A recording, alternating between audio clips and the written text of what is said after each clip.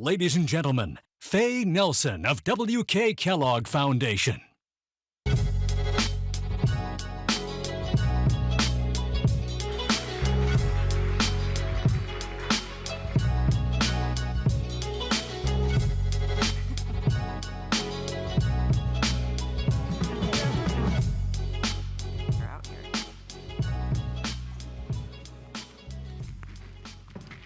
Well, good morning, everyone. It's an absolute pleasure to be here with you today to moderate our Talent and Innovation panel.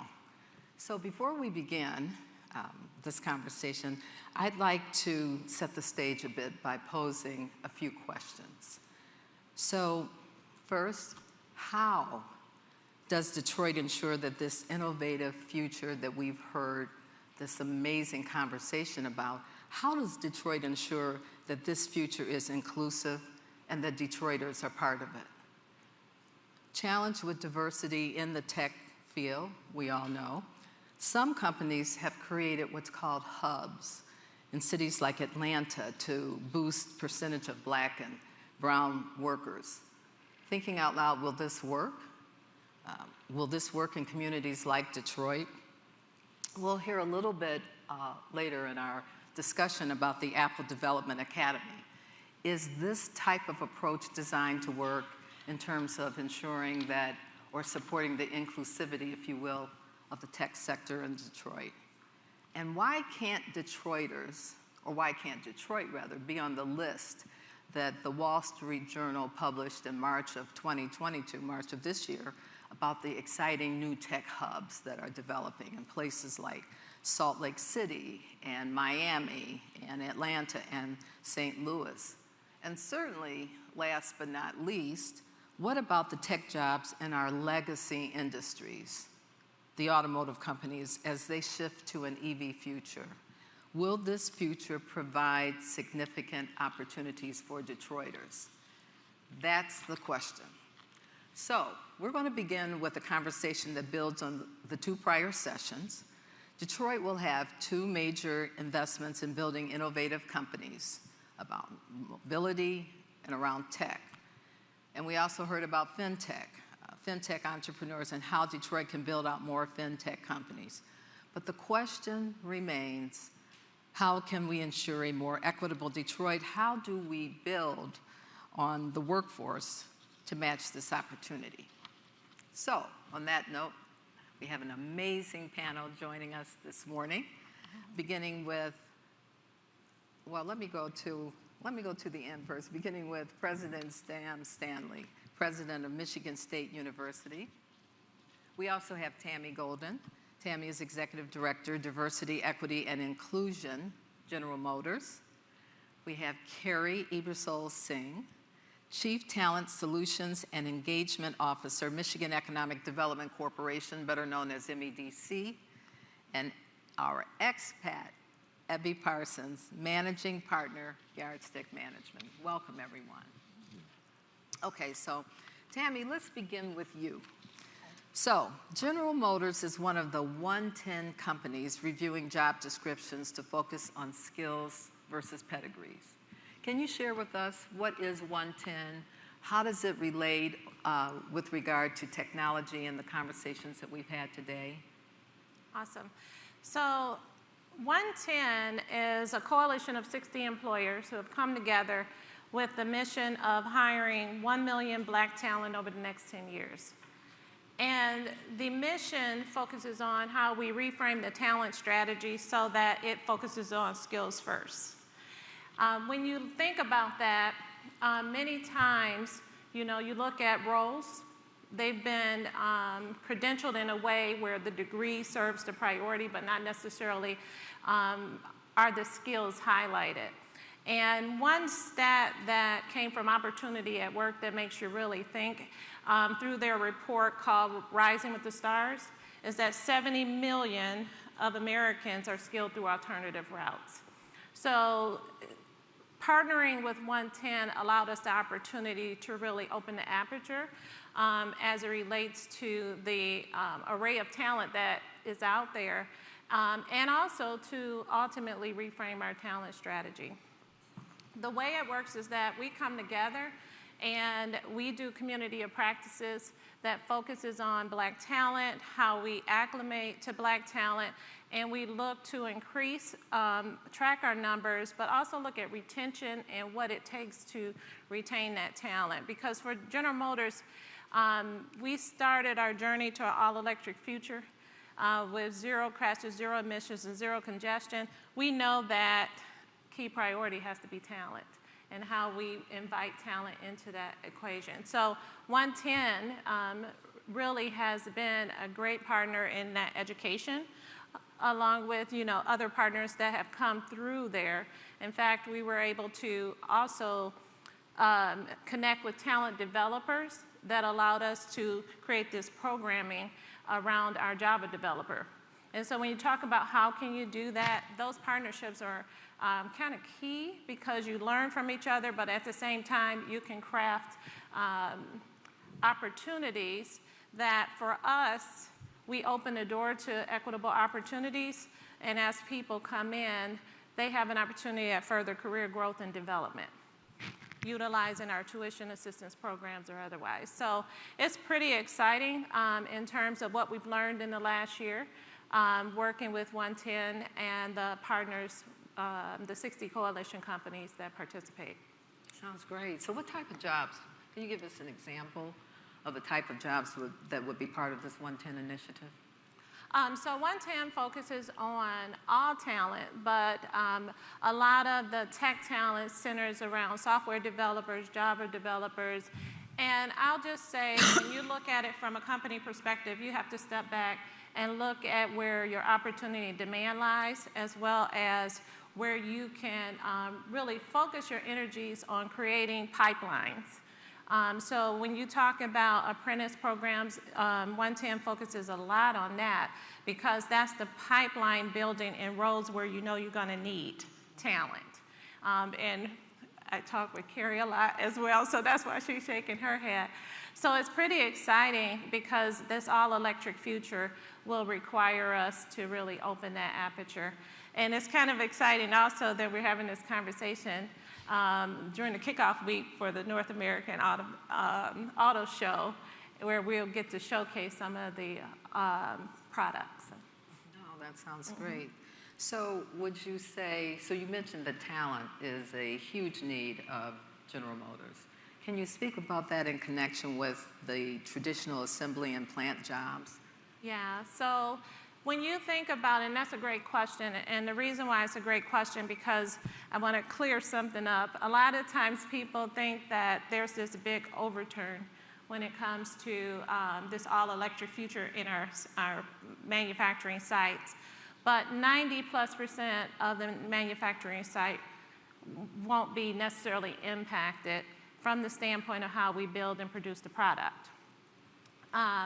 When you look at it, it's that 10% that will focus on the fact that we'll exit our ICE lines, our internal combustion engine lines, to introduce battery installation and technology. So that's where the focus will be going forward in terms of how we upskill our workforce to make sure they're successful in being able to take on this new programming.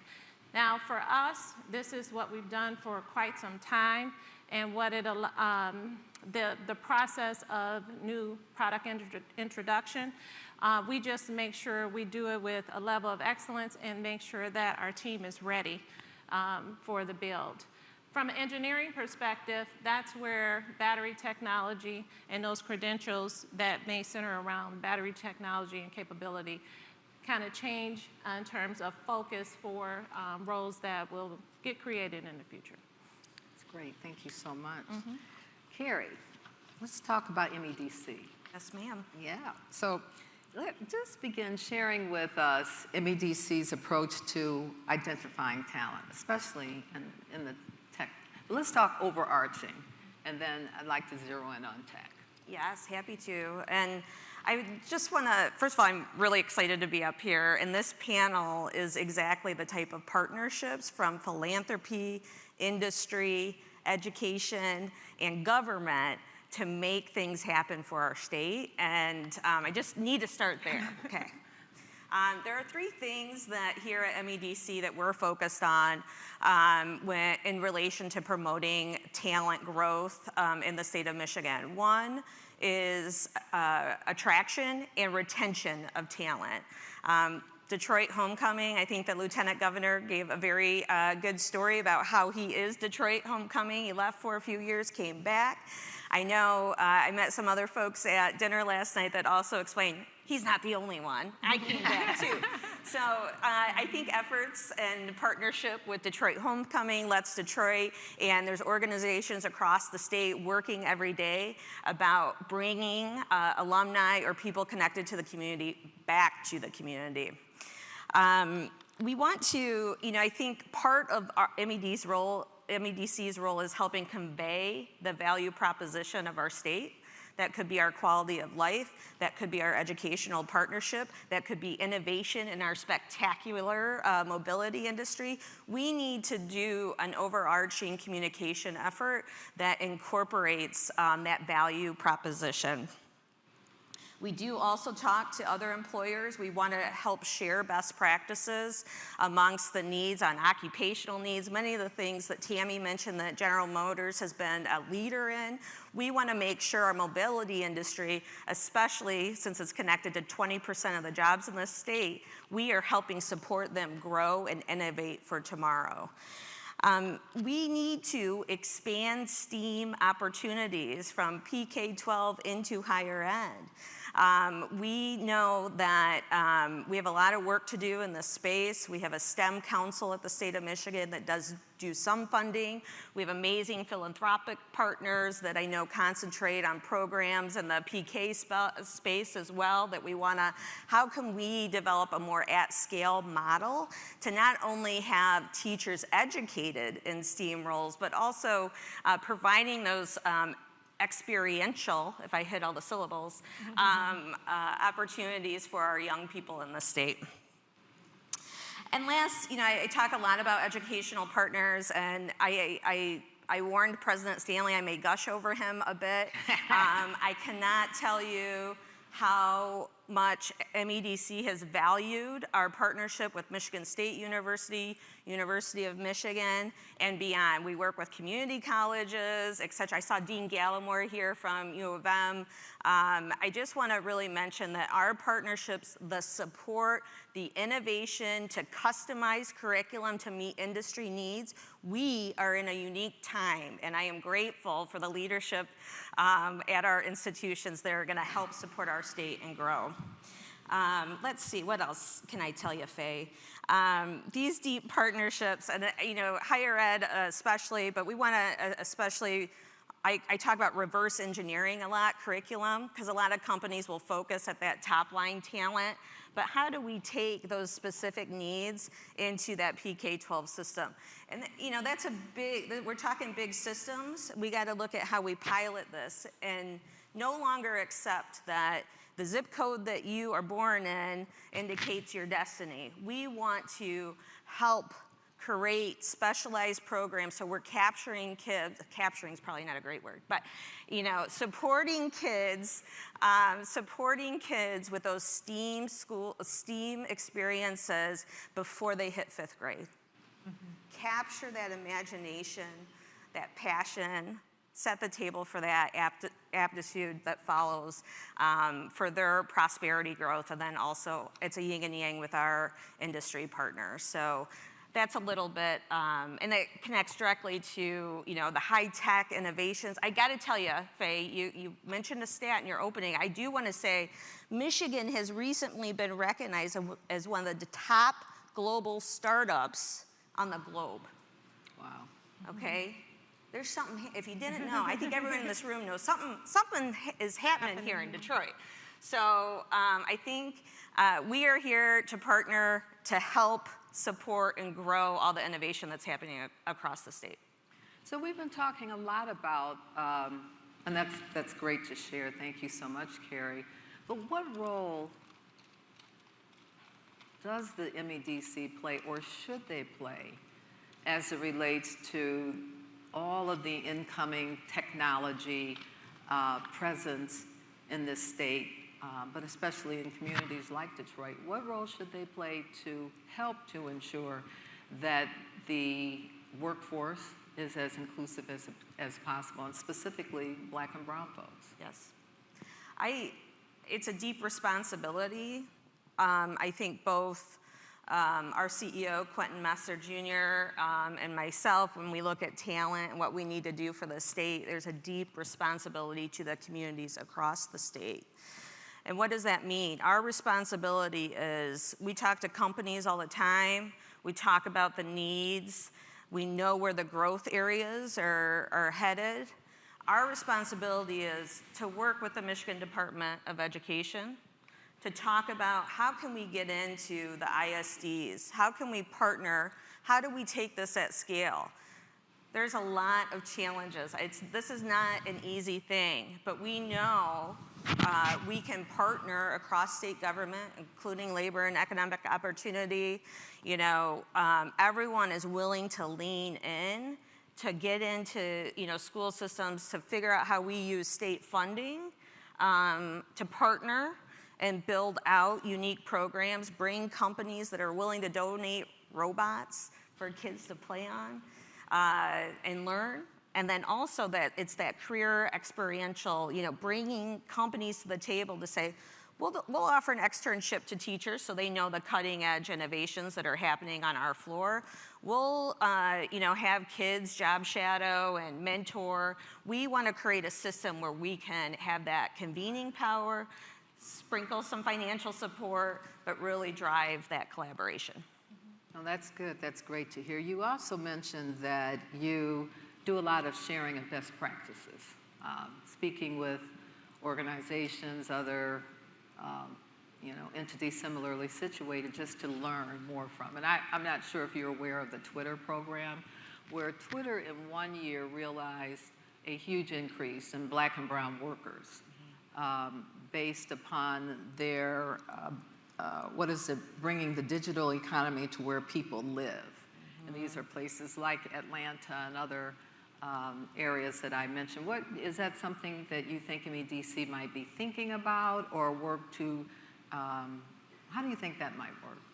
Yes, great question. I think a couple of responses to that.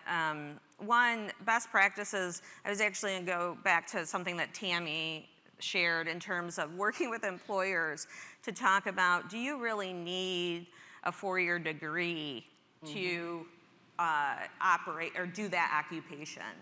And a lot of times, some companies haven't looked at these job descriptions in a long time. And it takes time and thought and a deep understanding of what is actually needed. But that alone, looking at those job descriptions, can help clear the way for a more diverse pool of candidates. You know, unfortunately, sometimes those requirements create a barrier and they're not necessarily needed to be successful at that position.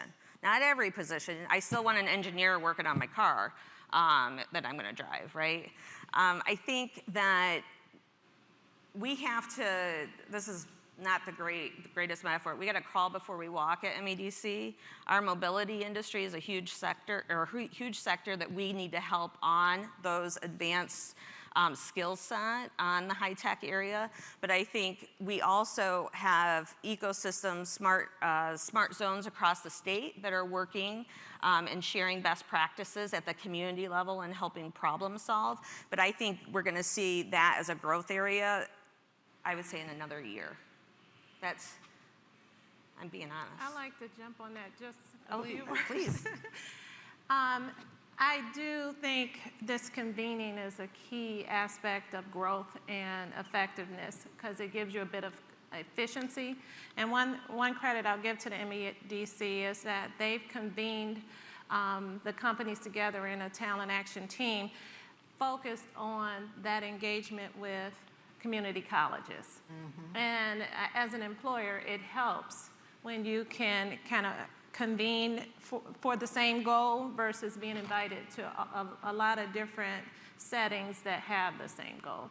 So just want to No, and I appreciate that. And you know, what's just so important is that we're having this conversation. Yes. The fact that it's not just about big companies locating and really supporting a particular demographic, but it's all about how do we as Detroiters continue to move forward as we grow and develop in the continued revitalization of not only the city of Detroit, but continuing to support our great state. Exactly.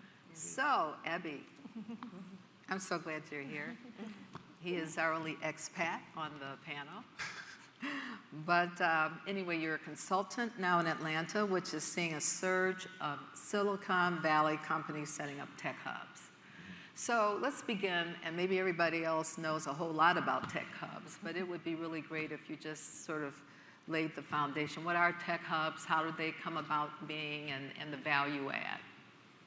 So tech hubs are essentially communities of entrepreneurs, founders, funders, potential talent, developers that all get together to create their own ecosystem in different local communities. And so, because in the tech space, you've got different kind of founders. You've got a tech founder who is a skilled engineer who can build their own programs and their own software, or you might have somebody who has a great idea but needs to go find a cadre of engineers to come and help them build out that program. Then they're also going to need to have access to resources and capital. And where's that capital? Where's that resource? And tying it directly to that tech hub, whether it be Salt Lake, Atlanta, or other communities around the country. Got it. So what do you think about Detroit? How can it leverage its diversity to, and all of what's happening here, all of the, the support, the initiatives that we've heard about earlier? How do you think Detroit can leverage its presence, its place, its diversity to become a tech hub? I think Detroit. So Atlanta is basically the new Detroit. It's modeled itself after Detroit. Detroit's got a lot of history and a lot of phenomenal talent. I think a significant part is understanding that the diverse talent is at every rung. We can't just think when we talk about diversity in tech. There's always, we need to create an internship program. We need to go find this young talent. But if you talk about diversity, and you're a company, and your whole C-suite is a bunch of white guys looking at each other saying, we need diversity, but you're not looking at each other, you're looking down. We need diversity. That's how you change it. If you're a bunch of white guys looking in the room saying we need diversity, but you're not looking at yourselves, you don't drive that change. Detroit has so much executive level Black talent that is often just not tapped into, and if they are, it's somebody stealing them from Detroit. And so we got to think about not just the K-12, not just the higher ed, but what about executives? Because with us, we work with pretty much all the major tech companies, like Amazon, Netflix, Facebook, LinkedIn, Indeed, Shutterstock, you name it. Goldman Sachs just hired us to build a whole presence in Atlanta for their tech hub. So it's like we're working with all of these companies, and what they're doing is they're going to where the talent is. And that's where Detroit has as well. So you mentioned executive talent, which I'm thinking about your point. And so we talk about, and this is a question really to the entire panel. We're talking about bringing in individuals, training them for a variety of jobs, which is cool, But what's happening vertically? Is there an effort in play to get more of those Black executives or brown executives to the C-suite type positions as we think about more opportunities that are being located here in communities like Detroit? So in our experience, companies are trying, right? Or they say they are. Some are actually doing it and some aren't. As you think about this, the vast majority of large companies hire executive search firms to fill their executive seats. I am married to 50% of the Black women senior partners at the world's largest search firm.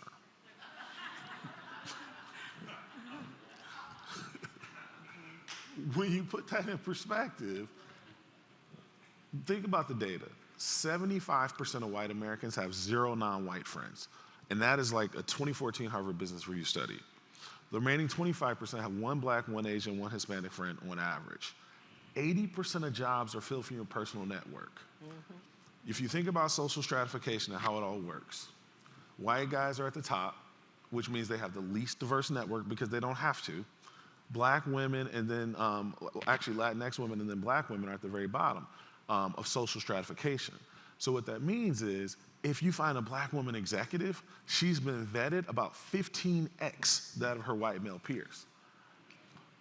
She has to have a more diverse network because she's had to climb a lot more mountains. And so when you want to be intentional, you have to think about, why would you go hire somebody who doesn't know diverse people to go help you find diversity? That's a great question. I think we got everybody going. This is great. I'm loving this. So hopefully we'll have time to touch on exactly the point you've made, Abby, in a moment. But I'm really curious about your relationship with and what you're doing with Netflix. Now, we talked about this a bit back in the green room, and that, you know, after George Floyd's murder, there was a lot of posting. There was a lot of companies issuing statements. There were a lot of equity plans created. But then what? Right. So I'm real curious to hear about your, you know, your leadership or your relationship with Netflix. What have you done with them and helped them on this topic? So we've been working with Netflix about 3.5 years or so now, and we've been working with them on helping them to diversify their executive ranks. If you think about Netflix as a great example, today it's one of the top places where diverse people want to go and work in tech. 4 years ago, their chief communications officer got fired for using the N-word too many times. Think about how significant of a change that is from your chief communications officer 4 years ago to where you are today. And Netflix came with a lot of intentionality around, how do we diversify our folks? How do we find the talent? And what we did in our partnership with them, it started with, well, we want to go and meet these up and comers. And we said, no, we're going to introduce you to people who you can work for. And that was a significant shift, because they've got a big brand, but they only got not even 10,000 employees. And so when you can bring them an executive who looks like us, who might have a remit of 50,000 employees, that they said the talent doesn't exist, and it's completely a lie. It's just you don't know them. And so what we've done over the years with them is help diversify their talent. But what happened with what really happened after George Floyd was, after all these statements, all these people saying they're going to do something, we said what rooted our big thing was PPP loans. We had a conversation with 6 of us in a room, and at the first iteration of PPP loans, almost no underrepresented founders or business owners got access to capital. And in that room of 6 people, one was a chief lending officer of one of the largest black-owned banks in the country, and highlighted that only black-owned banks have in their remit, in their charter, to actually provide capital to minority-owned companies. And the challenge was, well, black businesses don't have the access or the resources to really ensure that you can get us that PPP money. And so I challenged Netflix. I was like, we need y'all to go do this. You need to put your money where your mouth is. And so we were able to get Netflix, and through some introductions and some work, we got Netflix to make the largest investment in the history of American black banks when they put $100 million into black-owned banks. And what's even more exciting is we've calculated now, following that, in the last 2 years, the largest reallocation of resources in the history of this country has now totaled to $5 billion following that $100 million from Netflix. Wow. That's important. That's big. That is big. So how many other, so again, you hit a whole bunch of big numbers, but so how has that expanded just in terms of Netflix, their activity, your client base? Is this type of lessons learned, of these examples, I would assume you're sharing with your other clients? Yeah, so DaVita is a healthcare company, one of our clients. They made a significant investment. I mean, a lot of companies are now investing into Black-led financial institutions, Black-led VC funds. We've got a fund called the Fearless Fund. It's the first women of color-led VC fund for women of color. That was like my wife founded that, and so there's a lot happening where people are putting money into Black financial institutions. No, I think so. And so back to Detroit, with all of these, you know, the experience that you have, and I know you touched on so many potential opportunities here that you see in Detroit, or opportunities, what are some of the initiatives that you've experienced or that you're part of that really would work here in Detroit? So as I think about a few things that would work, one is is concentrating financial resources around what already exists here. You've got a tech community, a burgeoning tech community, but if there were more intentional resources very specifically allocated to underrepresented or Black or Latinx, or like just being really intentional, because sometimes underrepresented can get too broad and it can be overrepresentation of an underrepresented demographic. And so you got to be really intentional about what you say. Also, look, Detroit has a bunch of phenomenal organizations. I don't see too many people who look like me running them though. I mean, we could change that. Well, I'm going to go to you, President Stanley, in a moment, but any thoughts with regard to comments, Ebby's comments? Real briefly, I would say a couple of things that stood out to me is the intentionality and how we have to work. And I know some of my takeaways as I work with companies, many talk about diversifying their workforce. Everyone's talking about it. Not many have actually figured it out. And I think the intentionality, you can't come today and go tomorrow. Right.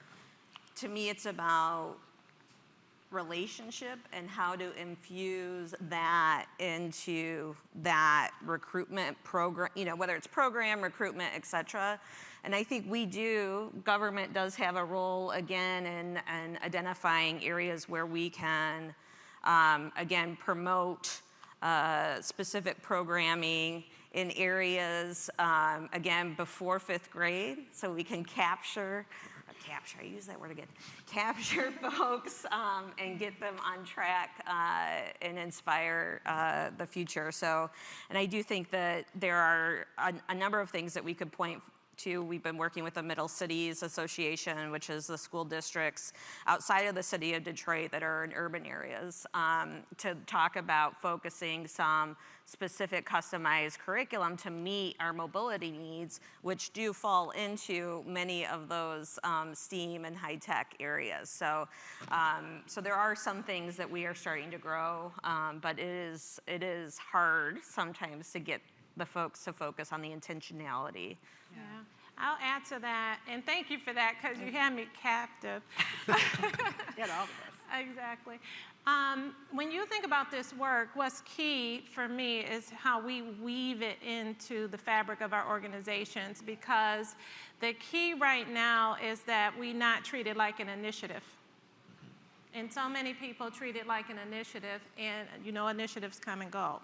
And so really creating that intentionality, I will give Mary Bauer credit, our CEO.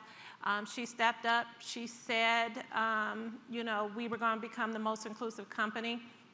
She put the effort behind it with the Inclusion Advisory Board that includes external folks to General Motors as well, so we have that advisement. But then she also helped us reimagine our DEI organization so that we can help build, again, weave DEI into the fabric. I really want to see sustainability. The only way you get sustainability is to shift the mindsets of people. And one of the things we're doing is really doing some deep, self-reflective walk in inclusive leadership so that this happens more organically. Right. It can't be something you're pushing. It has to happen organically. You have to start with people. And we believe that leaders create the climate that inspires that culture. So that work is just as intense as all the other work we're doing, because it has to be that shifting of the mindset, and then you get sustainability. So I think that's great. And the one word you use, which I think is so critically important, are two: leadership and intentionality. And so all that being said and done, there's a wonderful program. I know President Stanley that you are overseeing or you're leading, and that's in partnership with the Apple. It's the Apple Academy, which it's called. It's in partnership with Gilbert Family Foundation. And can you tell us a little bit about the Academy, what it's about? I know it's pretty new, but it's, as I understand, the first of its kind here in the United States. Absolutely. So it's really a remarkable program, and I'm so glad to have the chance to talk about it today.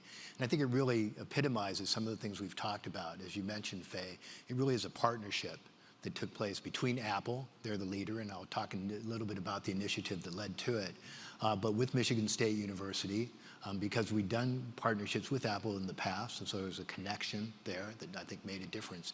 And then stepping in to really make a difference was the Gilbert Family Foundation and Rocket Companies to really help seal the deal. And now the state has gotten involved as well, and we've received dollars to help support it from the state this year. So all those things are coming together. So the Apple Developer Academy was part of Apple's Racial Justice and Equity Initiative that they put forward.